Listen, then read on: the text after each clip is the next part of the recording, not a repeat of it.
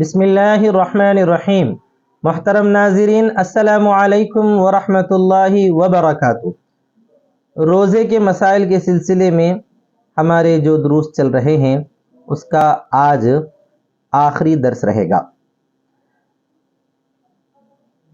کون سی چیزیں یا کون سے کام روزے کی حالت میں جائز ہیں اور ان سے روزہ نہیں ٹوٹتا، اور کون سے ایسی چیزیں ہیں یا ایسے کام ہیں جن سے روزہ ٹوٹ جاتا ہے۔ عرف تہجی کے طور پر آپ کی خدمت میں بہت ساری چیزیں پیش کی گئیں، انہی میں سے آج چند چیزیں رہ گئی ہیں، اس کا ذکر کیا جا رہا ہے۔ اب اس میں سب سے پہلی چیز ہے کان کے تعلق سے، کان میں پانی ڈالنا۔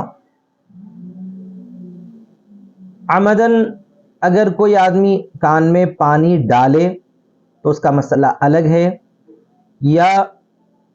نہانے کے وقت میں کان میں پانی چلا جائے تو اس کا مسئلہ الگ ہے۔ عموماً ایسا نہیں ہوتا کہ کان میں ہم باضابطہ پانی ڈالیں، لیکن اگر کوئی کان میں پانی ڈالتا ہے اور اسے محسوس ہوا ہے کہ وہ پانی اندر چلا گیا ہے، اب اندر کب جاتا ہے؟ جب کچھ زیادہ پانی ڈالا گیا اور دیر تک رکھا گیا تو اندر اتر جا سکتا ہے، لہذا اسی صورت میں تو روزہ ٹوٹ جائے گا۔ لیکن نہانے کے دوران تھوڑا بہت پانی کان میں چلا گیا بلا اختیار تو اس سے روزہ نہیں ٹوٹتا ہے۔ دوسری بات یہ ہے کہ کان میں کوئی دوا وغیرہ ڈالنا، اس بارے میں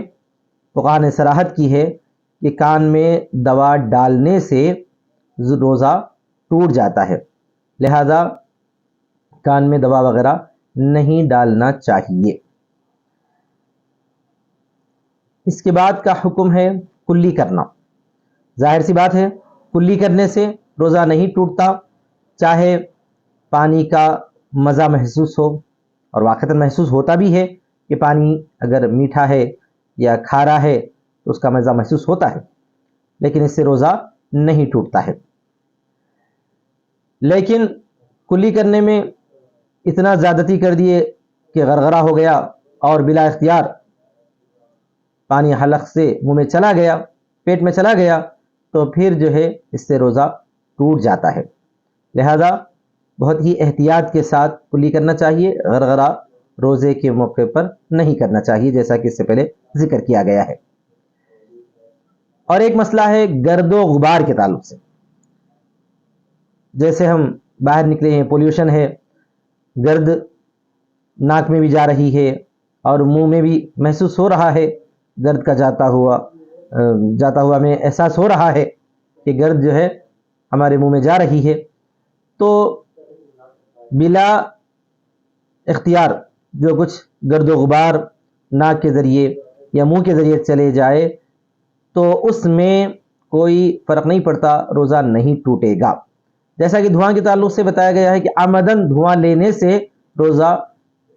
ٹوٹ جاتا ہے۔ اگر محسوس ہو گیا ہے کہ دھواں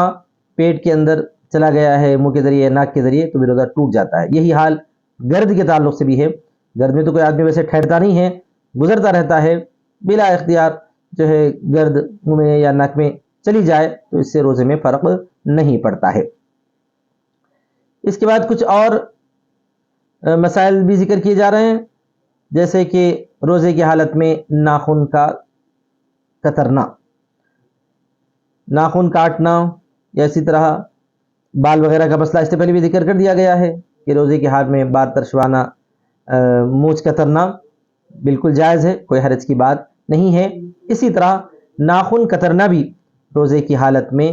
بالکل ہی جائز ہے، کوئی حرج کی بات نہیں ہے۔ اور ایک مسئلہ ہے حرف تہجی نون سے بھی ہی اس کا تعلق رہتا ہے، ناک میں دوا ڈالنا۔ ناک میں دوا ڈالنا یا ناک میں پانی ڈالنا، ایک تو یہ ہے کہ ناک کا وہ حصہ جو بالکل نرم حصہ ہے وہاں تک اگر پانی چلا جاتا ہے تو کوئی فرق نہیں پڑتا، لیکن اس انداز میں کہ ناک سے پانی بالکل اوپر چڑھایا جائے، جس کے ذریعے ناک سے ہوتے ہوئے حلق میں پہنچ جائے یا دماغ میں پہنچ جائے، تو ایسی صورت میں روزہ ٹوٹ جائے گا۔ چنانچہ دوا ڈالنے میں تو یہی ہوتا ہے کہ دوا لیٹ کر ڈالی جاتی ہے یا جو ہے ناک کو نیچے کر کے دوا ڈالی جاتی ہے تاکہ اندر تک پہنچ جائے، تو ایسی صورت میں ناک میں دوا ڈالنے سے روزہ ٹوٹ جاتا ہے۔ اگر کوئی ایسی خشک دوا ہو جو صرف ناک کے بالکل نرم جو حصہ ہے وہیں تک لگائی جائے اور جو اندر تک پیٹ حلق وغیرہ تک اس کا کوئی اثر نہ پہنچتا ہو، تو ایسی صورت میں روزہ نہیں ٹوٹتا۔ لیکن جو قطرے والی دوا ہے، ناک میں قطرے ٹپکائے جاتے ہیں، لکوڈ ہے، تو اس سے روزہ ٹوٹ جاتا ہے۔ اسی طرح اور ایک مسئلہ ہے کہ اگر کسی کو جو ہے ناک آ رہی ہو اور اس نے جو ہے اس کو اتنی زور سے کھینچ لیا اوپر کہ وہ حلق میں چلا گیا، تو اس سے روزہ نہیں ٹوٹتا ہے، کیونکہ باہر سے کوئی چیز اگر ناک میں ڈالی جاتی ہے اور اندر پہنچائی جاتی ہے تو اس سے روزہ ٹوٹتا ہے۔ ناک سے آنے والی جو ہے بلغم وغیرہ اسی کو اگر کھینچ لیا واپس تو اس سے روزہ نہیں ٹوٹتا ہے۔ اسی طرح اگر کسی کو جو ہے نکسیر پھوٹ گئی ہے، نکسیر پھوٹنے کا مطلب یہ ہے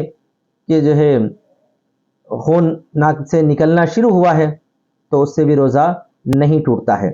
لیکن اگر کوئی ایسا کیا گیا کہ نکسیر سے جو خون باہر آیا ہے ناک کے نرم حصے تک، پھر واپس جو ہے اس کو الٹا سیدھا لٹا دیا گیا اور ناک کو نیچے کیا گیا، تو جو حصہ ناک سے جو ناک کے نرم حصے تک جو خون آیا ہے وہ واپس جو ہے پھر سے واپس چلا گیا تو وہ حلق میں پہنچ جاتا ہے، تو اس سے روزہ ٹوٹ جائے گا۔ تو اس سلسلے میں جو ہے نکسیر پھوٹنے میں اس احتیاط کی ضرورت ہے کہ جو بھی خون وغیرہ آ رہا ہے اس کو جو ہے نکال دینا چاہیے، یا روک بھی سکتے ہیں لیکن اس کو واپس جو ہے نہیں کرنا چاہیے، اس سے روزہ ٹوٹ جاتا ہے۔ اور آخر میں یہ بھی ہے کہ وکس کی بھاپ وغیرہ لینا، وکس جو ہوتی ہے ناک میں رکھ کے کھینچی جانے والی، اگر اس کے اندر کوئی لکوڈ یا اس کے اثرات ڈائریکٹ جو ہے ناک کے ذریعے حلق تک پہنچ رہے ہوں، دماغ تک پہنچ رہے ہوں، تو اس سے روزہ ٹوٹ جاتا ہے۔ اگر ویسا نہیں، صرف خوشبو محسوس ہو رہی ہے یا اس کا ہلکا سا اثر ہو رہا ہے تو روزہ تو نہیں ٹوٹتا، لیکن یہ ناپسندیدہ ہے، مکروہ ہے، اس کی احتیاط کی ضرورت ہے۔ لیکن اگر اس زنڈبام کے ذریعے یا وکس کے ذریعے بھاپ لی جائے، یعنی یہ کہ اس کو جو ہے گرم پانی میں ڈال کر اس سے جو ہے بھاپ لی جائے اور کھینچی جائے، تو اس کے اندر جو ہے اثرات ضرور دماغ تک پہنچ جاتے ہیں، تو اس سے روزہ ٹوٹ جاتا ہے۔ تو بھاپ لینے کے اندر روزہ ٹوٹ جاتا ہے، صرف جو ہے وہ سونگنے کے اندر ٹوٹتا تو نہیں ہے، لیکن جو ہے وہ مکروہ ہے۔ اور ایک مسئلہ ہے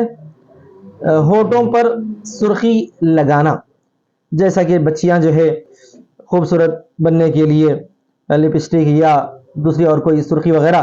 لگاتی ہیں، تو اس سے روزہ تو نہیں ٹوٹتا ہے، لیکن یہ ناپسندیدہ ہے، بہتر نہیں ہے۔ اسی کے ساتھ ساتھ یہ بھی ذکر کیا جا رہا ہے کہ اگر کسی کو جو ہے ہونٹ سوکھ جاتے ہوں اور بار بار وہ جو ہے اپنے ناک کے ذریعے ہونٹوں کو تر کرتا ہے، تو اس سے تو کوئی فرق نہیں پڑتا ہے، کوئی حرج کی بات نہیں ہے۔ اسی سے متعلق ایک مسئلہ یہ ہے کہ اگر جو ہے کوئی گوند وغیرہ کو، جیسا لفافے پر گوند لگا ہوا ہے، اس کو جو ہے زبان کے ذریعے گیلا کیا جائے اور کر کے جو ہے جو تھوک بنا ہے، جو لعاب بنا ہے، اس کو نگل لے، تو فقہاء نے لکھا ہے کہ اس سے روزہ ٹوٹ جاتا ہے۔ صرف اگر گوند کو گیلا کر کے اس کو تھوک دے تو کوئی فرق نہیں پڑتا، اگرچہ کہ اس کا مزہ محسوس ہو، نامناسب ہے، لیکن روزہ نہیں ٹوٹتا۔ لیکن جو ہے جو گوند گم جسے کہتے ہیں، وہ اگر اس کو زبان سے کچا کیا گیا، گیلا کیا گیا، پھر اس کے بعد تھوڑا سا جو ہے اس میں تھوک جمع ہو گئی، لعاب جمع ہو جائے اور اس کو نگل لیا، اور نگلنے میں جو ہے یہ گم کا کچھ حصہ ہے وہ بھی اگر حلق سے پیٹ میں چلا گیا ہے تو پھر اس سے روزہ ٹوٹ جاتا ہے۔ تو بہرحال بعض مسائل روزہ جن سے ٹوٹتا ہے وہ بھی ذکر کر دیے گئے ہیں، اور کچھ ایسی چیزیں جن سے روزہ نہیں ٹوٹتا وہ بھی آپ کی خدمت میں رکھ دی گئی ہیں۔ تو یہ چند مسائل تھے روزوں کے تعلق سے آپ کی خدمت میں پیش کیے گئے ہیں۔ میں اللہ سے دعا کرتا ہوں کہ اللہ تعالی ہمارے روزوں کی حفاظت فرمائے اور ہمیں روزے کے تقاضے کے مطابق بہتر انداز میں روزہ رکھنے کی توفیق عطا فرمائے، اور میں آپ تمام سے یہ گزارش کرتا ہوں، درخواست کرتا ہوں کہ جتنے جو ہے مسائل آپ نے سنے ہیں اور سیکھے ہیں، ان سے جو کچھ آپ نے فائدہ اٹھایا ہے تو اس ناچیز کو بھی دعا میں یاد رکھیں، اور اگر آپ اس کو مناسب اور بہتر سمجھتے ہوں تو دوسروں تک بھی یہ پہنچائیں۔ اگر آپ نے شروع کی اقساط نہیں دیکھی ہوں